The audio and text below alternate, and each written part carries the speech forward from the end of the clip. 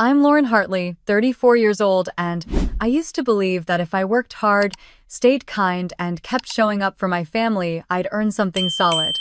A place. A little peace. Maybe even a porch to sit on with coffee that didn't taste like guilt. But on a Tuesday morning in early spring, I opened an envelope that said otherwise. My parents Gregory and Sandra had filed a lawsuit against me. For what? For the 3-bedroom house I bought after 12 years as a trauma nurse. They claimed I owed it to my younger sister Olivia, who hasn't worked a full-time job since her 20s. They said it was only fair that I had more and she had less. That sharing was the moral thing to do. But they weren't sharing anything. They were taking. From the daughter who once skipped her own birthday dinner to drive Olivia to therapy. From the woman who ate peanut butter sandwiches for 5 years to save enough for a down payment. That day I realized the people who raised me didn't see me as family anymore. They saw me as leverage. And I stopped asking why. It was a Tuesday morning and the sun had just reached the porch when I heard the soft thud on the welcome mat. I figured it was a package. Maybe the light bulbs I ordered or that dog toy for my neighbor's golden retriever. But when I opened the door, it wasn't a box. It was a thick envelope from a law office in Milwaukee with my full name Lauren Hartley printed in bold black letters. At first, I thought it was a mistake. I stood there, barefoot, sun on my shoulders, flipping the thing over like it might explain itself.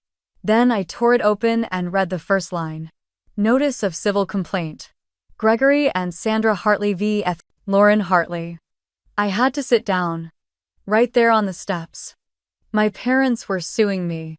For the house I bought. The house I saved for over a decade to afford. The house I walked through alone in the rain with a realtor who smelled like peppermint. The house where I painted every wall myself because I couldn't afford contractors. The house I now apparently owed to someone else. Not just someone else. Olivia. My sister. My jobless, charming, chaos-stirring younger sister. The complaint claimed I had violated a long-standing verbal agreement to provide shared housing for Olivia. It stated that because she lacked the means to support herself and I had stable employment and a mortgage in my name, it was only fair that she be allowed to live here indefinitely. The wording made it sound almost noble. As if this were a sacrifice I was meant to make. As if my home had always been destined for two. I read it again slower this time, hoping I had misunderstood. But no. The message was clear. Olivia deserved my house because she didn't have a job. Because I did. My chest tightened. My fingers curled around the paper so hard it crinkled.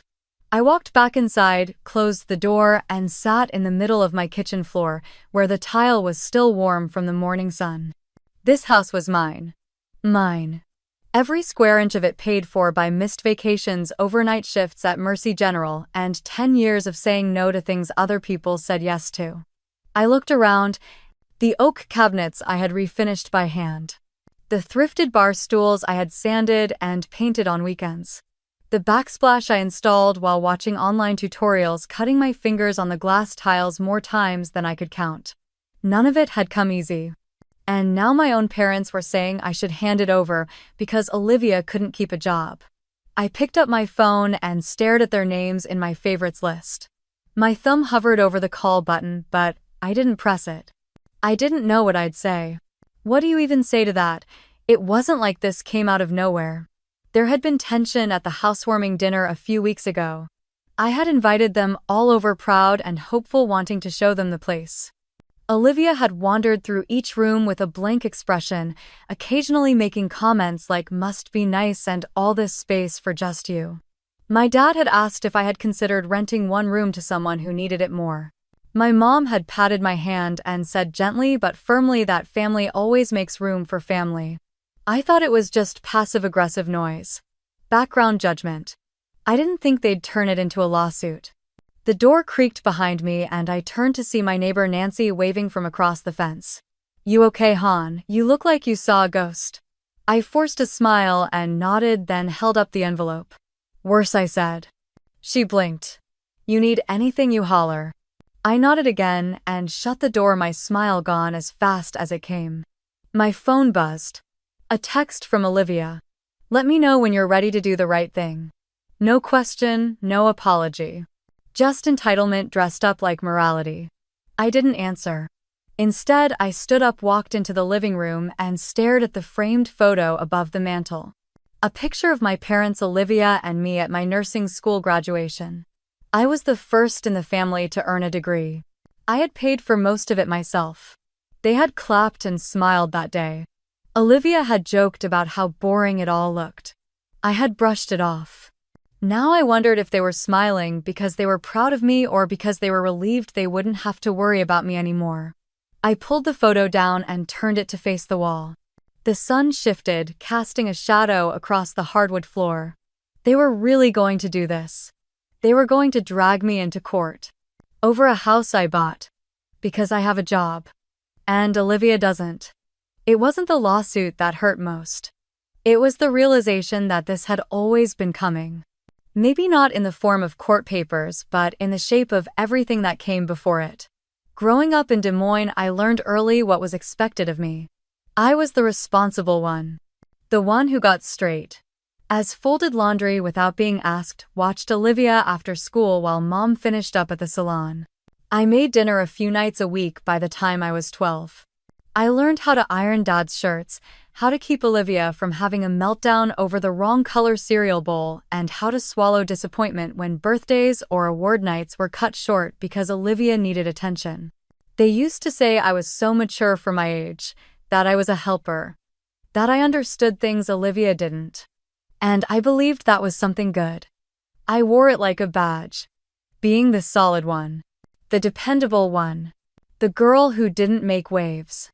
Olivia, on the other hand, was described in softer, slipperier terms. Sensitive. Creative. Misunderstood. She had phases.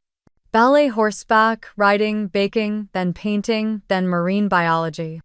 Every time she quit, my parents chalked it up to finding herself.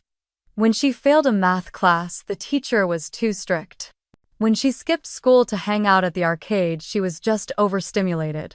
I once asked at 13 if I could stop piano lessons because I hated them. My mother had stared me down and said quitting wasn't an option. Hartleys don't give up, apparently, unless you're Olivia. Even back then, I understood the double standard. But I made peace with it. Or tried to. I thought maybe if I kept my head down, if I worked hard, and stayed good, they'd see. That one day I'd be noticed, not for being the one who didn't cause trouble, but for being the one who held everything together. I remember one Christmas vividly. I must have been about 16. I had spent hours baking sugar cookies, helping decorate the tree, setting the table just right. I was proud. The house looked beautiful. But when Olivia came down late moody because she didn't like the outfit Mom picked for her, everything shifted. Dad suggested we hold off on dinner until she felt better. Mom sat beside her on the couch, stroking her hair, telling her how beautiful she was. No one even mentioned the cookies. I went to my room and cried into a pillow, telling myself it didn't matter. That it wasn't about me. That at least I was trusted. I had value in a quieter way. I carried that belief like armor for years. Even when Olivia dropped out of college. Even when she bounced from one part-time job to another. Even when she totaled 2 cars and blamed the weather. At every failure, they built cushions for her to land on. Financial help. Excuses. A dozen second chances. Meanwhile, I was filing FAFSA forms on my own, working weekend shifts at a diner through nursing school, and moving into a studio apartment with a leaking faucet and neighbors who played death metal at 3 in the morning. The day I graduated from the University of Minnesota's nursing program, I stood on that stage looking for them. I saw them in the back clapping. But Olivia wasn't there. She had forgotten or overslept or something. Mom brushed it off later. Said Olivia had been going through a tough time, that she had felt too overwhelmed to be around crowds. I nodded like always, because that was the pattern. My achievements made them proud, but Olivia's moods dictated the atmosphere. For years I convinced myself I didn't mind. I had my career, my independence. I didn't need the spotlight, but the truth is I wanted them to choose me. Just once. The house was supposed to be that turning point. The moment I proved even to myself that everything I'd worked for meant something. That I wasn't just the reliable daughter, the fallback plan. I was someone who could build something from nothing. someone worthy of space. And now they wanted to rip that away. My phone buzzed again. This time it was a group chat notification. Mom family meeting this Sunday. Hope you'll come, Lauren. Family meeting. Like this was just another weekend debate about where to get takeout. I didn't answer. Instead, I walked into the guest room. The one I had painted a soft sage green. The one Olivia had once offhandedly said was her favorite. I stood in the doorway staring at the bookshelf, the daybed, the desk. All chosen with care, for guests. Not for guilt. Not for her. The anger simmered beneath the surface, not loud, not sharp, just steady, like a current. They had raised me to be strong, then punished me for it. And I wasn't sure what was worse. That I saw it now. Or that I had seen it all along and kept pretending I didn't. Some people inherit homes. Some are gifted them at weddings. I built mine one coupon, one sacrifice, one overtime shift at a time. 12 years as an RN, 5 of those as head nurse at St. Joseph's Medical Center in Omaha. I've worked every major holiday, Christmas Eves, Thanksgivings, even my own birthday. I've stood in supply closets crying between code blues, smiled at families while my back ached, and stayed after my shift so new nurses wouldn't feel alone on their first day. I packed my own lunch every single workday for over a decade. Peanut butter and banana sandwiches. Turkey with mustard, no mayo. Sometimes leftovers in a dented thermos. I skipped takeout, skipped lattes, skipped vacations. I downloaded an app that split my monthly income into 35 categories. Rent, gas, groceries, student loan, emergency, house fund. I stuck to it with the kind of discipline that only comes from desperation and hope holding hands. When interest rates dipped in the spring, I called my mortgage broker the same day. I had enough for the down payment.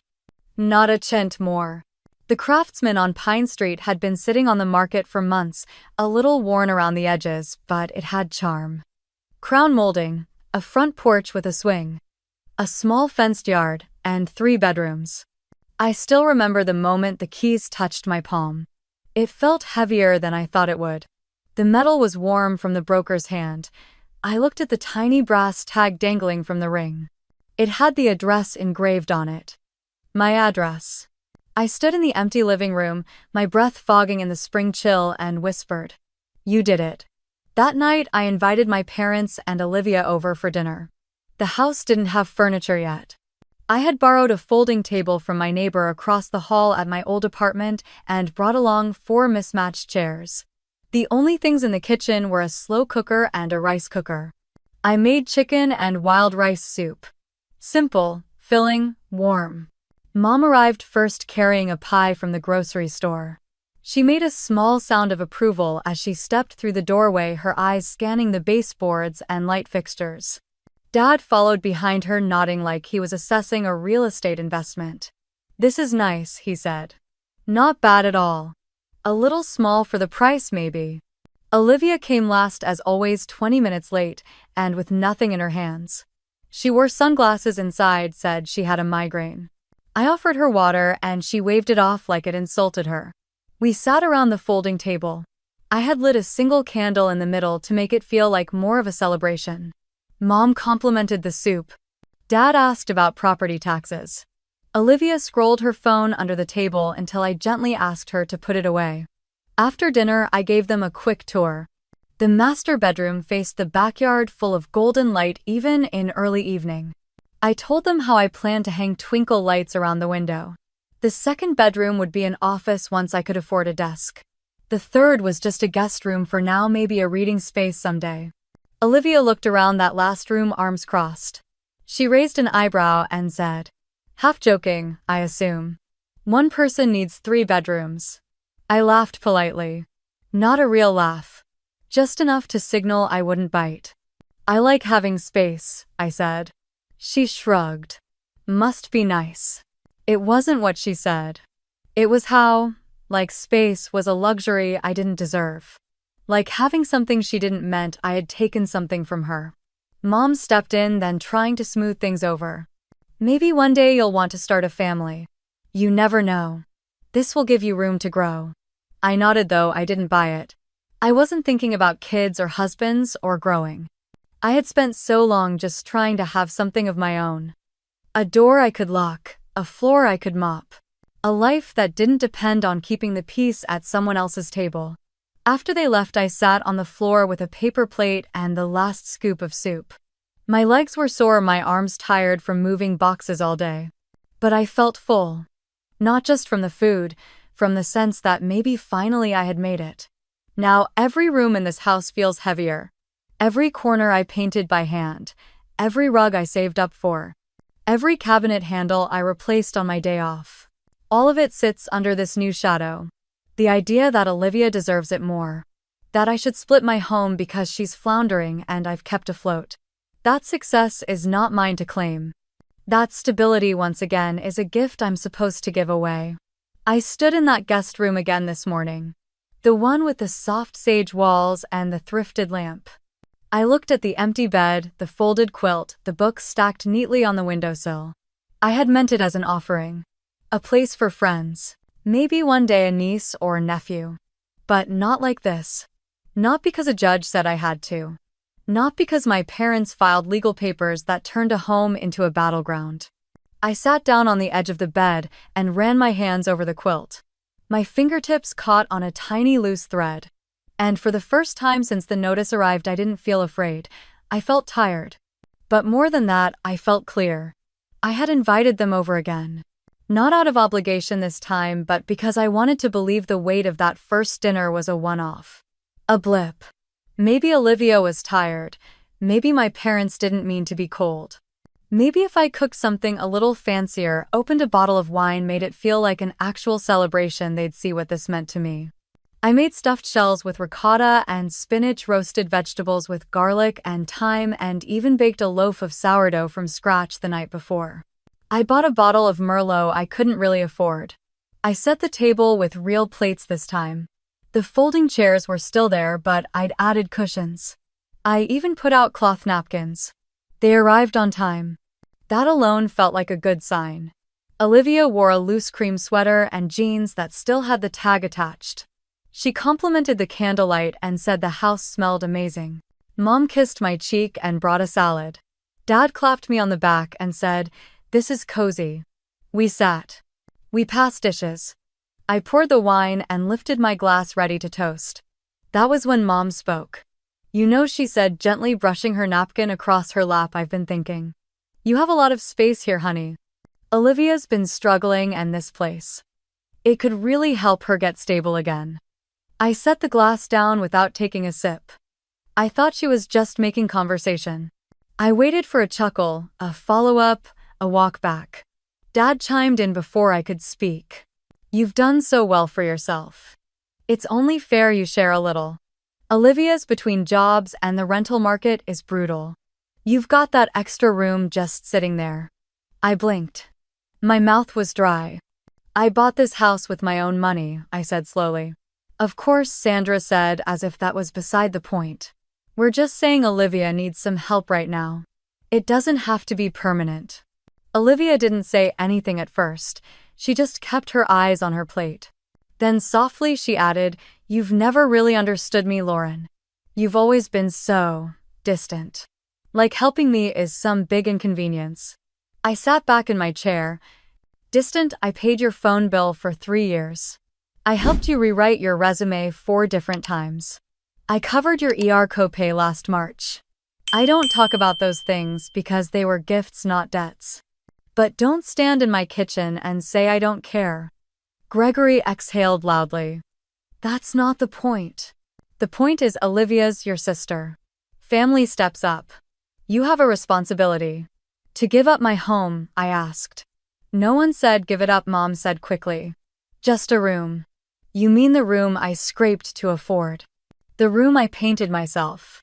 The room I was going to turn into a reading space? The room that was supposed to be mine?" The silence thickened. Olivia's eyes glistened now. Her voice quivered. "I don't have anywhere else," she said. "I've tried, Lauren. I've really tried. It's just, nothing's worked out. And somehow that became my fault. That became my burden." I stood up. Not out of drama. just because I couldn't breathe sitting down. No one moved to help me clear the plates. The food sat half-eaten. The wine untouched. The celebration dissolved into a strategy meeting I never agreed to host. I carried dishes to the sink, ran the water. Tried not to let the clinking sound too sharp. Behind me, Gregory added one more blow. You've always been self-centered, you know. Even as a kid. You hoarded your toys. Now you hoard your success. I laughed then. A short, bitter sound I couldn't hold back. Self-centered, for building a life with no shortcuts. For protecting the only space that was truly mine. For not handing over my stability like a coat at a party. I turned off the faucet. Stared at my reflection in the kitchen window. The candlelight behind me flickered like it was trying to warn me. When I came back to the table, I didn't sit down. "Thanks for coming," I said. Mom opened her mouth to say something. I shook my head. "Please. Just go." No one argued. They gathered their things. Olivia didn't make eye contact. Gregory walked out first. Sandra paused at the door, her voice low. "You're going to regret pushing us away, Lauren." I didn't answer. After they left, I walked back to the table and looked at the wine glasses. 4 of them. Still full. The bottle unopened. The toast never made. I picked up the one I'd poured for myself, stared into the dark red swirl. Then I poured it down the sink. I went to bed with the taste of garlic and regret still on my tongue. I didn't bother brushing my hair, didn't change out of my sweater. Just collapsed into bed and stared at the ceiling while the kitchen clock ticked louder than it ever had. Somewhere around 3 in the morning I got up and pulled out the old planner I kept in my closet. Notebooks full of tracked expenses, payment schedules, little motivational quotes I'd scribbled to myself in the margins. I flipped to the page from 6 years ago, the one labeled dental emergency. I remembered it clearly. A cracked molar that left me crying in the break room at work, clutching my jaw. I had called Mom, then voice shaky, and asked if she and Dad could lend me $700 to cover the root canal. Her response had been quiet but firm. "Lauren, honey, do you not have a financial cushion? You're almost 30. You should have something saved for this sort of thing." She hadn't said no outright, just laced the sentence with so much shame that I'd said never mind and hung up. I opened a new credit card that week and paid it off over 7 months. I turned the page to a year later. Olivia Candle Fund. $10,000 sent straight from Dad's account to Olivia's, no questions asked. She had posted about it on Facebook the same day, thanking our parents for believing in her entrepreneurial spirit. She shut the business down 8 weeks later when the wax supplier flaked and she got too overwhelmed to rebrand. They never asked for the money back. No scolding, no probing. Just a pat on the head and a reminder that not everything works out the first time. And then there were the birthdays. I ran a fingertip along the line that read 28th, vanilla cake home. No guests, no decorations. Just a boxed cake with waxy pink frosting and a small envelope of $20 bills. I had thanked them and pretended it didn't sting. Because it was something, and something was better than nothing. Olivia's 30th had been at a rooftop steakhouse in downtown Seattle. They'd flown her in from LA. Booked a private table and posted a photo online of her blowing out candles with a caption that said, "Our shining light." When I'd commented happy birthday, her only reply had been a heart emoji. I pushed the planner aside and sat back on my heels, suddenly aware of how cold the floor was. My knees ached, but not as much as the rest of me. It wasn't about the money. It wasn't about the parties or the candles or the cake. It was about the story they told themselves. That I was strong, resilient, capable. They used to say it like a compliment. "Lauren, you're just built different. You always land on your feet." But what they really meant was that I didn't need. I didn't ask. I could take the hit. So they stopped checking in. Stopped offering. And now, years later, they used that same story to justify handing over my room, my safety, my walls, because Olivia needed. And I didn't. Because I was strong. And strong meant disposable. The next morning I walked past the kitchen and saw the dishes still in the sink, the empty wine bottle in the trash. It all looked like the aftermath of a party that had never started. I made coffee black, Saturday by the window, and scrolled through old texts. Found one from 4 months ago when Olivia asked if I could review her resume again. I had sent back edits, offered to do a mock interview. She never responded. Another from Sandra asking me if I could help cover Olivia's car insurance for a short while. I had said no kindly. She had replied with silence. And then there was a thread from last week. Mom asking what day the dinner was. Me confirming. Olivia replying with a thumbs up. No one had said thank you. I closed the phone and looked out the window at the patchy grass in the front yard. I had plans to reseed it in the spring. Add a bench. Maybe grow lavender. I thought about the third bedroom. The one with the pale green walls and the bookshelf I had assembled by hand. It wasn't just space. It was possibility. Peace. Maybe some days someone would visit and sleep there. A friend. A partner. Someone who didn't see my boundaries as negotiable. I wasn't selfish. I was just tired of being the landing pad for everyone else's freefall. The coffee had gone cold. I stood up and carried the cup to the sink. Washed it. Then the rest of the dishes. One by one, quietly, carefully. By the time I finished, the sun was higher in the sky and my hands smelled like lemon soap. I dried them on a towel and turned to look at the calendar hanging by the fridge. Just white squares. Empty boxes. Days that hadn't been written yet. And I decided I wasn't going to write anyone else's version of me in them anymore. The envelope was thicker than the last. Certified mail again. I stood in the hallway with it in my hands, the morning sun casting narrow lines across the floorboards, and something in my stomach shifted. Like gravity had pulled just a little harder. 2 weeks had passed since the dinner. I hadn't heard from anyone. No follow-up, no apology, not even a text to ask if the wine had left a stain. I had almost convinced myself that silence meant it was over. It wasn't. I took the envelope to the kitchen table, sliced it open with a butter knife, and pulled out the stack of documents inside. On top was the heading Superior Court of King County. And beneath it in bold blocky font, a phrase that nearly made me laugh if it hadn't been so cruel. Petition to enforce familial understanding. My eyes scanned faster than I could think. The claim was that since 2011 it had been implicitly agreed that I, Lauren Hartley, would provide safe and permanent housing to my sister Olivia Hartley in the event that she could not do so herself. I blinked. Read it again. An understanding. There was more. An itemized appendix of investments made by Gregory and Sandra Hartley for the benefit of Lauren Hartley, beginning with a laptop purchased at Best Buy for $849 in August of 2007, followed by textbooks, dentist visits, Christmas gifts, and a used Honda Civic from sophomore year that I'd sold for scrap 3 years later. Each line had a date, a dollar amount, and in some cases a description like MacBook for nursing school or prom dress allowance. They had kept a ledger. For over a decade. And now they were calling it debt. I didn't realize my jaw had gone slack until my molars started to ache. I pushed the papers aside and stood pacing the kitchen, then back to the table, then back again. My hands were shaking. A loud knock at the door pulled me out of it. I opened it to find Nancy Bloom standing on my porch in her gardening gloves, her face pale and lips pursed. She held a pair of pruning shears in one hand and looked down at them like she'd forgotten she was holding anything at all. Lauren, I'm sorry to bother you. I just thought you should know. Someone was outside yesterday asking questions. A man. Said he was doing a property evaluation. Not city staff. I asked to see credentials and he left fast. I stared at her. A property evaluation. Nancy nodded.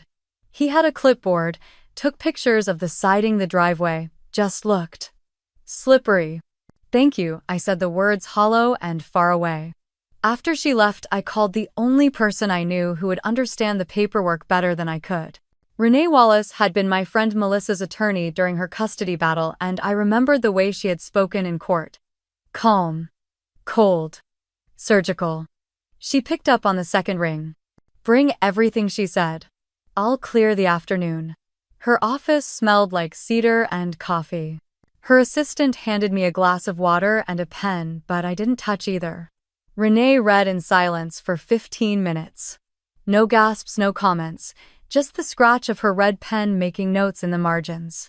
When she was done, she folded her hands and looked at me like she was trying to soften the edges of the truth. They don't see you as a person, Lauren. They see you as a return on investment. Something they once paid into and are now trying to cash out. I felt heat rush up into my cheeks. I didn't know whether it was shame or rage. They're my parents. She nodded slowly. And that makes it harder to swallow. But you need to understand how they framed this. This is not a cry for help. It's a claim of entitlement. And that makes it dangerous. I leaned back in the chair, the leather creaking beneath me. Something inside me began to fracture, not like glass, but like old tree bark peeling after years of weather. It had been there the whole time, I just hadn't seen it. They didn't love me because of who I was. They tolerated me because of what I did. And now that I refused to do more, they called it betrayal. She slid the papers back toward me. We'll respond formally. I'll handle that. But in the meantime, you need to get your house documents in order. Title, mortgage. Anything that proves sole ownership. If they're trying to build a narrative, we're going to burn it down with facts. I nodded, then hesitated. Renee, do you think they'd actually try to take it? She looked at me without blinking. If they think they can profit from it, yes. I thanked her and left the office feeling like the air had thickened. The city street felt too loud. Every passing car like a crash, every voice like a threat. At home, I dug through my file drawer and pulled out the documents. Deed. Closing statements. Receipts for repairs. I had paid for it all. Every last cent. I stared at the papers spread across my dining table. Proof that I existed. That I worked. That I built something. And now I had to defend it. Not from strangers, but from the people who raised me. The sun dipped low. A breeze crept in through the cracked window, rustling the edges of the court papers. I closed my eyes and listened to the soft sound of it. Then I picked up a highlighter and began marking everything I would need. By the end of that week, my hands had started trembling at work. It was subtle at first.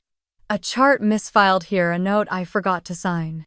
But in the ER where seconds matter and records are sacred, even small slips ring loud.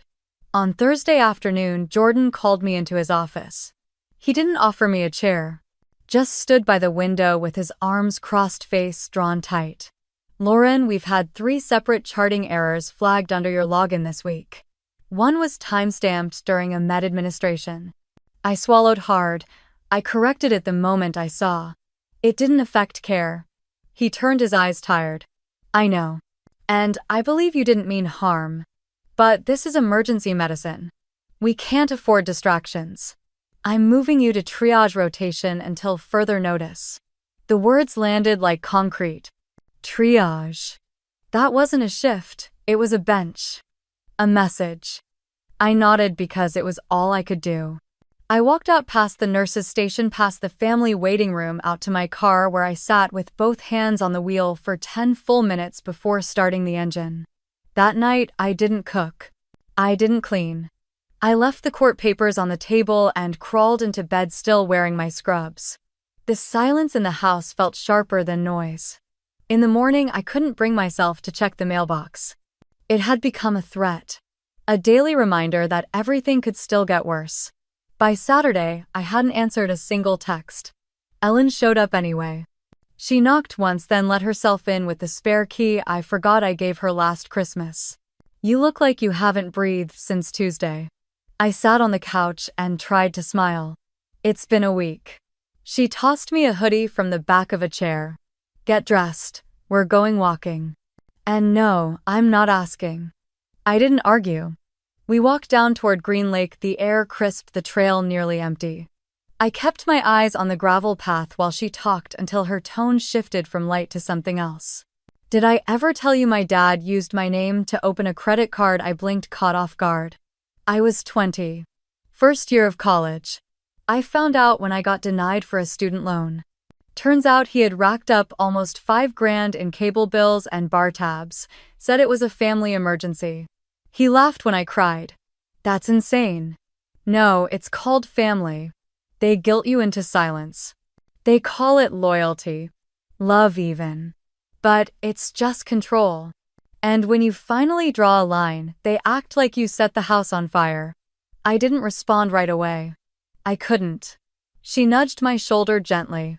You're not crazy for protecting what's yours, Lauren. The words sank deeper than I expected. I stared out at the water, the slow shimmer under morning light. It looked peaceful. Everything did until you got too close. We walked back in silence, and when we reached my street, Ellen pulled out her phone. By the way, your mom's been posting in that Hartley Cousins group again. You want to see? I hesitated. Then nodded. She handed me the screen. Sandra Hartley. It breaks our hearts that Lauren has pushed her own sister out of a home we helped her buy.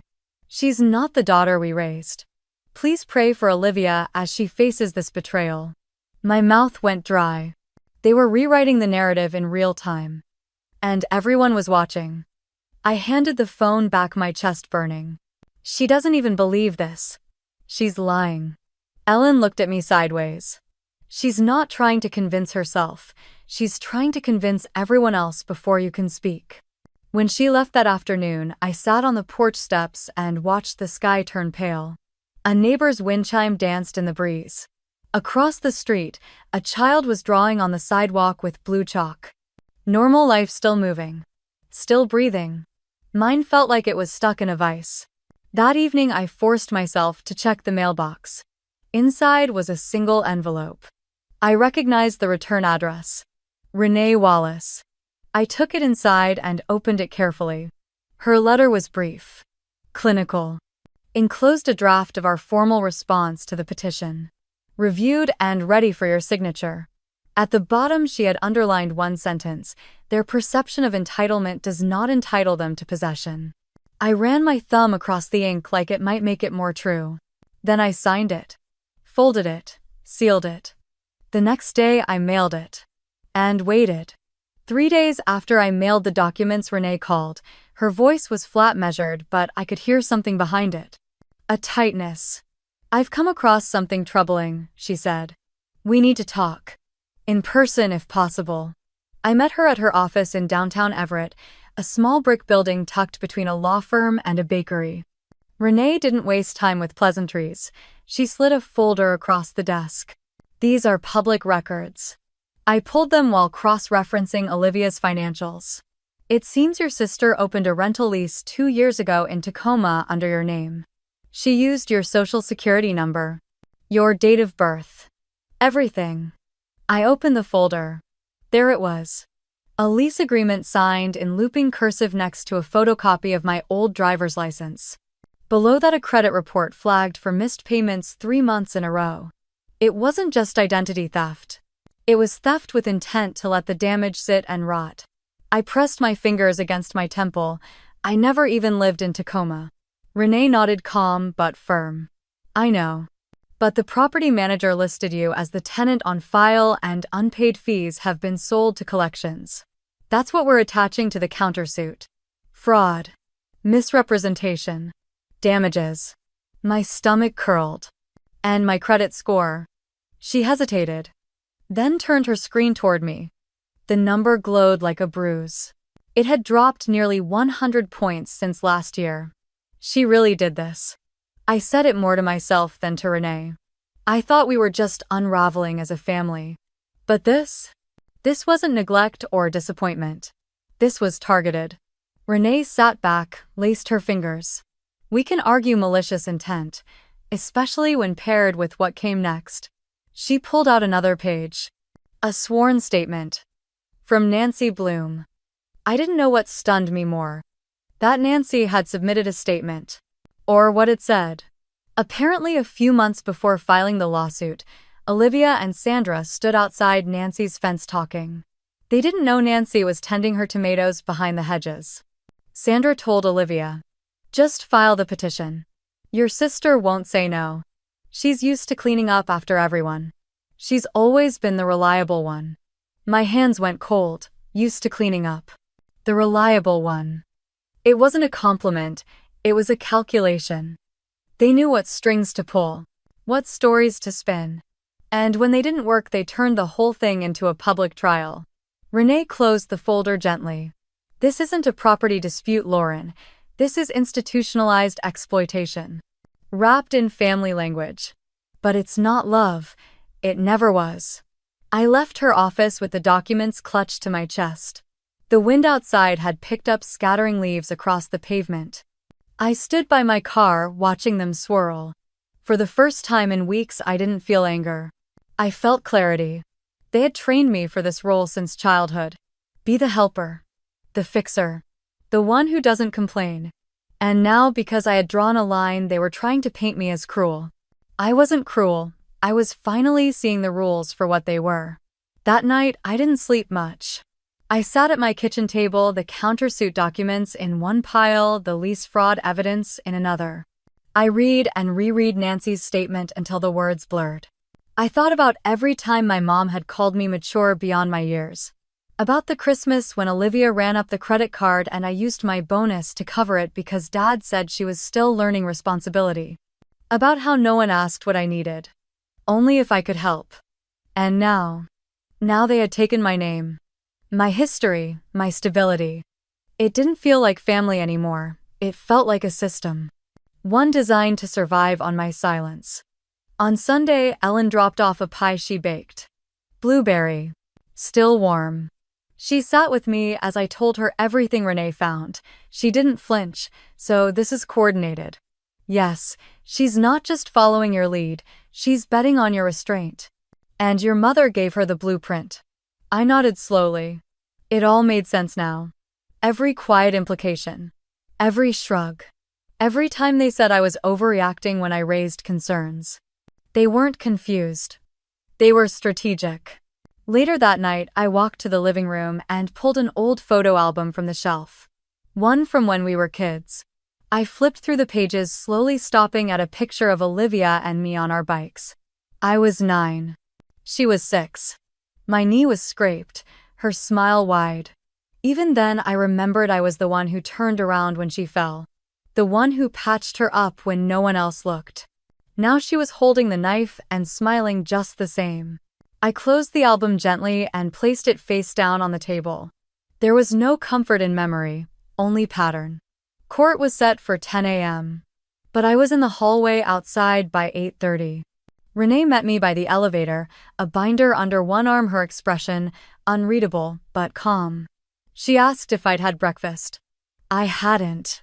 We walked inside together. The courtroom smelled like old wood and sanitizer. The benches were nearly empty except for 2 older women in the back, a man in a sports coat who looked lost and Olivia seated to the right with Gregory and our mother. Sandra wore her Sunday pearls hair sprayed into its usual helmet. She didn't look at me, neither did Olivia. Judge Fallon entered at 10 sharp. A woman in her late 60s with silver gray hair twisted into a bun and a voice that could cut steel. She nodded at both counsels and asked if we were ready to proceed. Gregory stood first. His tie was crooked. He launched into a narrative I had grown far too used to hearing. My client Olivia Carmichael has been unemployed for the past 15 months due to health concerns and family hardship. She has been staying at her mother's residence temporarily but now finds herself displaced. Miss Lauren Blake, her older sister, owns a secondary residence and has refused to provide shelter despite prior agreements. He gestured toward me. In cases like these, Your Honor, where one party has significant resources and the other is vulnerable, it falls within the court's power to uphold familial duty. The question here is not just property, it is principle. Who protects whom when family fails? Then he sat satisfied with his display of moral outrage. Renee didn't blink. She stood, adjusted her blazer, and walked calmly to the center. Your Honor, we are not here to discuss principles in abstraction. We are here to examine actions. Miss Blake is the sole legal owner of the property in question. There is no written agreement obligating her to house Ms. Carmichael, nor has there been any financial exchange or contract. She opened her folder and held up a page. Here is the deed. Here are the bank statements. Here is the deposit receipt. She handed copies to the clerk, who passed them to the judge. But more importantly, Your Honor, we have reason to believe, Miss Carmichael engaged in identity fraud by using Miss Blake's personal information to lease a separate property in 2022. We have documented proof and submitted it for the court's review. A murmur rippled across the room. Sandra whispered something into Gregory's ear, but he didn't move. Renee turned to Olivia. Miss Carmichael, can you explain why your sister's social security number appears on this rental lease in Tacoma? Olivia blinked. Her mouth opened slightly, then closed. She looked toward Gregory, but he gave no signal. I didn't know about that, she said too softly. Renee stepped back. We'll come back to that. Then she called her next witness. Nancy Bloom. Nancy took the stand with quiet confidence. She wore a navy cardigan and loafers, her white hair pulled back in a simple braid. She swore and then looked straight at the judge as she spoke.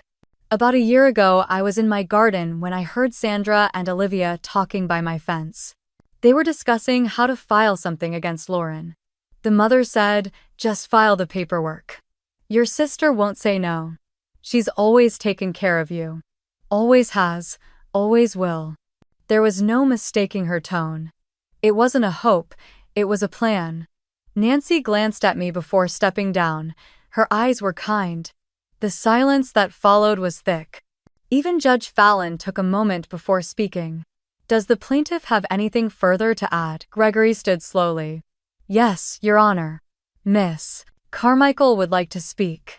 Olivia walked to the witness stand, shoulders slightly hunched. When she spoke, her voice had that rehearsed softness I'd heard before. The one that made people lean in. I know I've made mistakes, she began. But I also know what my sister promised me growing up. She said I would never be without a place to land. That no matter what happened, I would always have a room. I held on to that. I've waited a decade for it. The courtroom was quiet. Even Sandra had gone still. I didn't mean to hurt anyone, I was just counting on love. Renee leaned toward me and whispered, "Watch this." Then she stood again. Miss Carmichael, were you aware of this letter? She held up an envelope. Olivia froze. This is a notice from the Tacoma rental company dated March of last year, addressed to Lauren Blake, demanding overdue payments. Did you send this? Olivia's eyes welled. She looked down. I don't remember. Renee raised an eyebrow. Let me rephrase. Did you ever use your sister's name to obtain housing or credit? There was no answer. Judge Fallon finally spoke. Miss Carmichael, perjury carries consequences. I suggest you answer clearly. Still nothing. Just the sound of her shaky breath. Renee turned to the judge. Your Honor, the defense rests. The judge looked over the papers again, her face revealed nothing. But she didn't call for recess. Instead, she leaned slightly forward. I will review all evidence thoroughly. A ruling will be delivered within the week. Until then, neither party is to make further contact. Gavel down. Session adjourned. As I stood to leave, I caught Olivia's eyes. They were wet but sharp. Like she wasn't done. Like this was just another delay in a game she still thought she could win. But I didn't feel afraid, not anymore. Outside, the air smelled like rain. Renee walked beside me, silent for half a block. Then she said, "That went better than I expected." I nodded, though the weight in my chest didn't lift. We crossed the street. My boots hit the curb. And for the first time since all this began, I didn't look back. 2 days later, I filed the countersuit. Renee walked me through every detail. Fraud, emotional distress, financial damages, misuse of identity. She said it calmly, like listing ingredients for a recipe. I just nodded and signed where she told me. The evidence was stacked high now. What changed everything was a single wire transfer. $25,000 from Gregory's personal account sent to Olivia the day before she filed the original lawsuit. Renee flagged it while cross-checking the dates. I hadn't even thought to look. She slid the printout across the table. He paid her to do it. I stared at the numbers. My name sat in the memo field of the transfer, cold and sharp. We filed the motion that same afternoon. The clerk barely looked up as he stamped it and added it to the docket. By the time the next hearing rolled around, Judge Fallon had been reassigned to a federal case. Her replacement, Judge Atkins, was new to family court. Younger. Blunt. Wore rimless glasses and didn't tolerate theatrics. I was fine with that. The courtroom buzzed with low whispers. Gregory's jaw was tight. Sandra looked smaller than I remembered, like someone had deflated her spine. Olivia sat beside her, wringing a tissue in her hands. She didn't look at me. Renee stood straight-backed and focused. Your Honor, in response to the plaintiff's petition, we submit a formal countersuit based on fraud, emotional and financial damages, and identity theft. We present a series of bank statements and witness affidavits corroborating that Mr. Gregory Lane provided Miss Olivia Carmichael with funds in direct correlation with her filing. The implication is clear. This was not about need, it was retaliation orchestrated and funded. She handed over the documents. Judge Atkins flipped through them with the speed of someone who reads case law for breakfast. Mr. Skase, Lane, can you speak to this transfer? Gregory cleared his throat. I lent her money. Olivia needed help. The judge raised an eyebrow. The day before she filed the suit, Gregory hesitated. Timing was coincidental. Renee didn't flinch. Your Honor, we also present written communications between Miss Carmichael and Mr. Lane that suggest premeditated coordination. She handed over screenshots of emails and text exchanges. Some were vague. Some weren't. One had Gregory writing, "Make sure you include the part about her withholding a shared promise." That always lands well in court. Sandra bowed her head. Olivia shifted in her seat and wiped her eyes. Judge Atkins scanned a few lines, then looked up. Miss Carmichael, do you contest this timeline? Olivia's voice cracked. I didn't want to do this. I was just desperate. Did you falsify your sister's information on a rental application? She blinked quickly, looked at her lap, then nodded. Yes. And did you accept money from Mr. Lane with the understanding that you would pursue legal action? Olivia's hands trembled. Yes. The room was still. Judge Atkins turned to Gregory. You are an officer of the court. You know better. Gregory said nothing. Sandra finally spoke. Her voice was brittle. I never wanted it to get this far.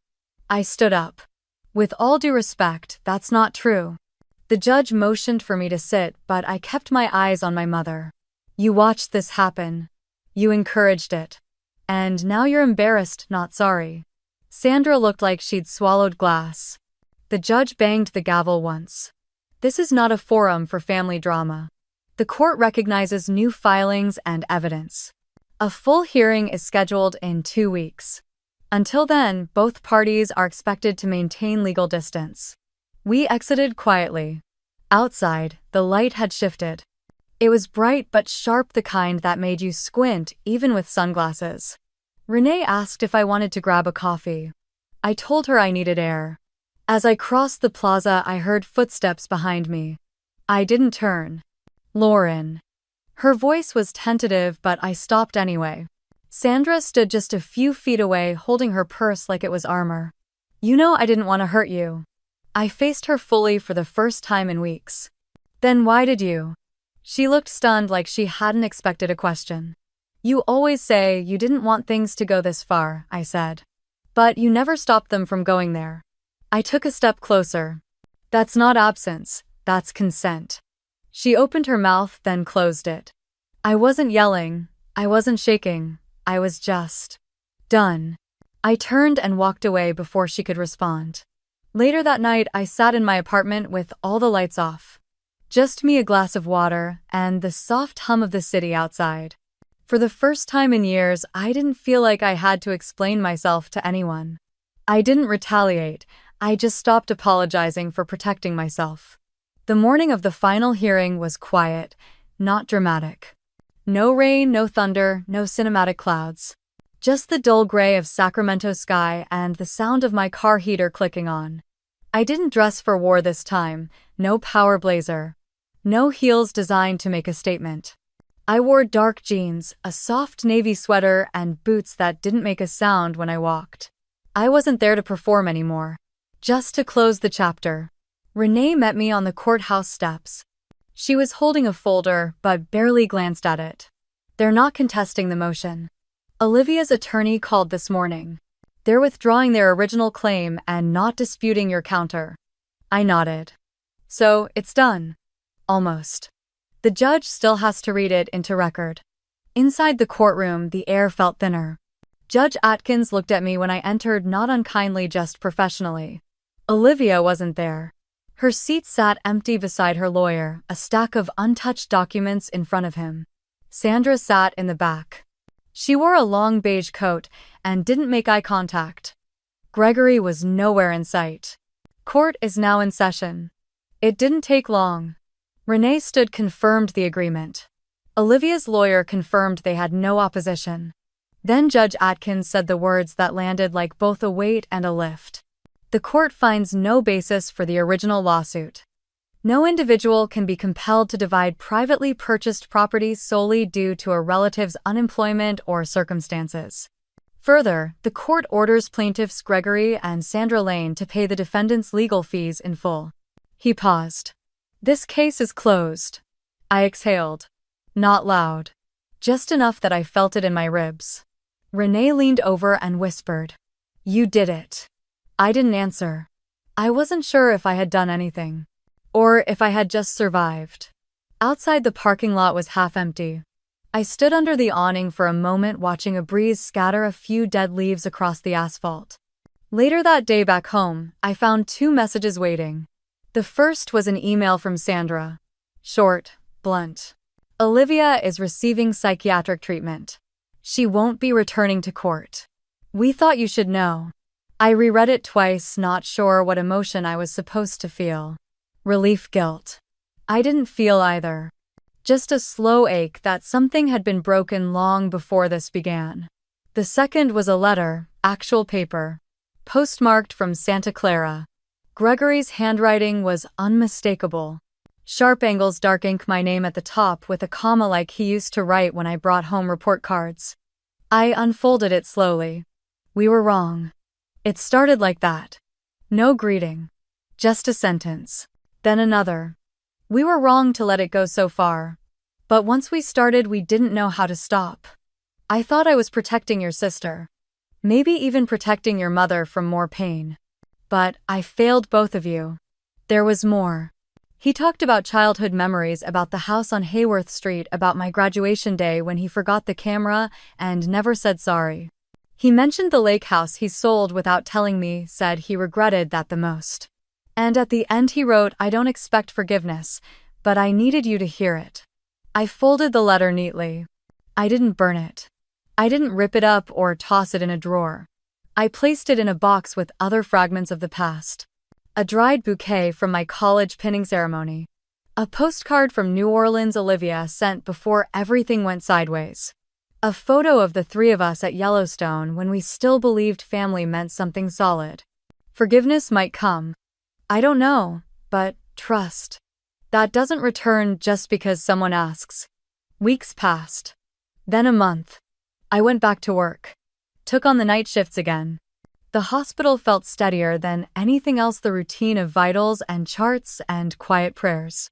On one of my days off, I walked to a coffee shop down the block. A barista with a nose ring and silver braids asked my name for the cup. Lauren, I said. She smiled. Good name. You look like a Lauren who's lived through some things. I laughed. Just enough. Yeah, I have. Outside, a mother walked past with her toddler. The little girl tripped and fell, and for a second, the world paused. Then she got up, wiped her own hands, and kept going like nothing happened.